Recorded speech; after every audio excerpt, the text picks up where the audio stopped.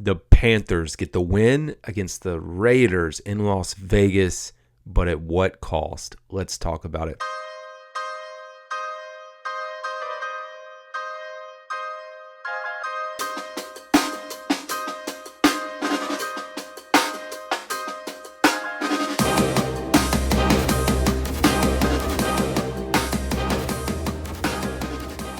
Hey folks, on Sunday, we got to see some explosive football offense for the Carolina Panthers, and part of that offense was veteran wide receiver Adam Thielen. We knew he came out of the game after the touchdown catch. You could tell something happened. He was grabbing his hamstring. We knew coming out of this that he was likely going to miss some time. We didn't know how much. He has officially been placed on IR. So at a minimum, we're looking at 4 games with the potential to return at some point in this season. Now, there's no guarantee that he's going to return after the 4 weeks are up. This thing could extend out. He is a veteran player, a little bit older, not much older than me, to be honest, but he is, 33, 34 years old right now. Veteran receiver, like we said, recovering from this. It is going to take some time, and you would rather him come back and be healthy. So that puts the Panthers in a position now. We're going to talk about the recent transactions that occurred to account for this with him going away. Jordan Fuller was another player that suffered an injury on Sunday. He also was placed on IR. So we're going to talk about the ramifications to the 53-man roster. But before that, we got to talk about who is going to replace Adam Thielen. Now, no denying last year he was Bryce Young's favorite target. With Andy Dalton now at the helm, things might have shifted up a little bit. Got to see a lot more of Deontay Johnson. But for me, when I look at the roster, and I tweeted out when this news happened that Adam Thielen was hurt, not Andy, that Adam Thielen was hurt, I thought we could start to see a lot more of Xavier Legette and Jonathan Mingo. So I think you're going to see both of those guys. I would think that Xavier possibly fills in the slot, but we could see Mingo. Still some things to work out there. A little more David Moore, and that's right, folks, the guy that a lot of fans have been craving, Jalen Coker. So he is getting activated on the 53-man roster. You never want to see injuries in the NFL, but it is a situation where you have some of these younger guys, and you have a veteran quarterback that can get them the ball, and a veteran in Deontay Johnson, and you couple all these things together, and David Moore. We haven't really talked about David Moore that much, but I do think his production can potentially increase from this, and I'm excited to see Jalen Coker get the opportunity. But let's talk about the latest that's happened. It's been a busy week, and unfortunately, Iku Leota, that guy's been through it over the last few weeks. But like I said, wide receiver Adam Thielen and Jordan Fuller placed on IR. The Panthers waived tight end Messiah Swinson. Like I said, they elevated Jalen Coker to the 53-man roster. They also signed Damani Richardson. Remember, he had a stellar preseason. And then safety Russ Yeats. Now, both of those are safeties, so it makes sense. You lose a safety, you're going to bring up some depth. So they're on the active roster.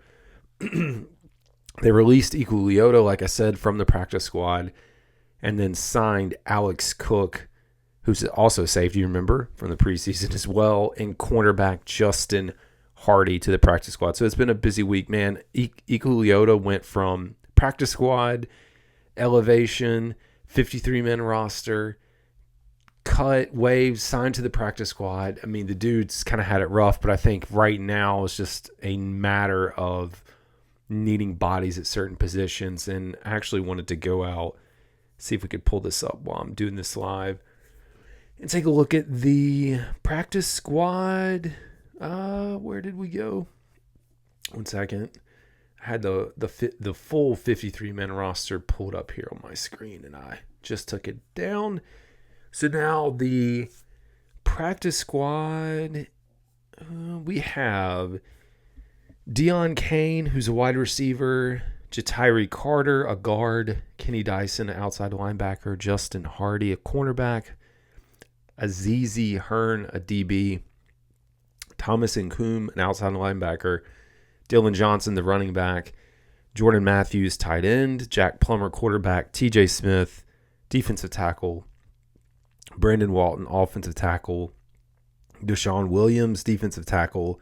And Chandler Wooten, linebacker. So that is 1, 2, 3, 4, 5, 6, 7, 8, 9, 10, 11, 12, 13, 14. So 2 practice squad positions are potentially open. Now, we are entering in already to week 4, which means our eyes and questions are now going to be turning to Jonathan Brooks. Is he coming back? Is he available?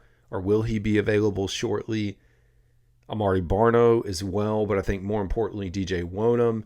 And that could be a reason that we're, not really seeing another outside linebacker being brought in at this time, if they feel comfortable with his progression and that these guys are going to get activated.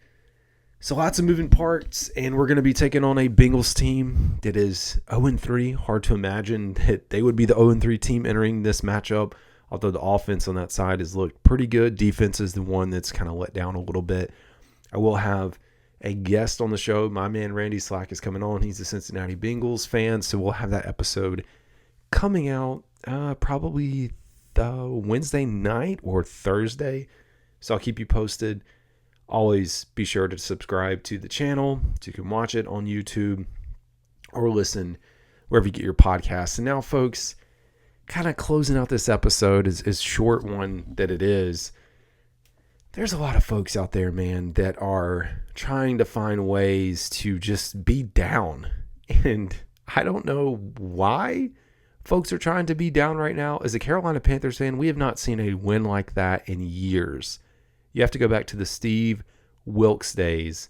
They were short-lived, but all the way back then to really feel like we have a win where we controlled the whole game. Like, we just haven't seen that. And so for us to have that happen on Sunday, as a Panthers fan, you got to be ecstatic. And I don't care who or what the quarterback was and how they did and or who's on the bench right now. This is winning football. We saw the players active on X, all over tweeting happy. The coaches saying take off the brown bags, not the coach, but Robert Hunt saying take off those brown bags, Panthers fans. I don't know how you can't get excited about this team and why, if you're a fan, are you worrying right now? Why are you worried about the plan for Bryce? And I said this yesterday, like someone posted like, oh, we gotta have like Dave Canales tell us exactly what's going to happen with Bryce. No, we don't. There's no obligation. He's under contract. We can keep him. Just because the national media wants to blow this thing up doesn't mean that we have to abide by what they want and trading him and moving him out, and they can run their mouths all they want. Proved quite a few folks wrong this past week with the production of this offense. And yes, it was against a defense that wasn't as great, but hopefully we see that replicated. But I just say in this moment, man, if you are a Panthers fan, you should feel excited. And now I know you're probably wondering, can they replicate this week over week? I don't know.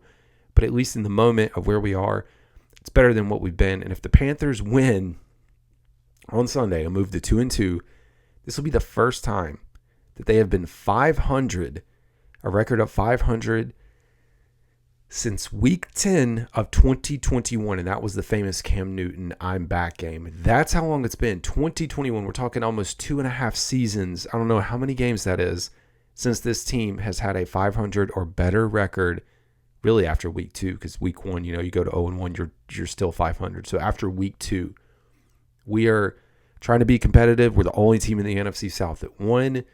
You have a few matchups coming up this weekend that could put us in a favorable position to be right there in the mix. And then we go on a run against quite a few rookie quarterbacks.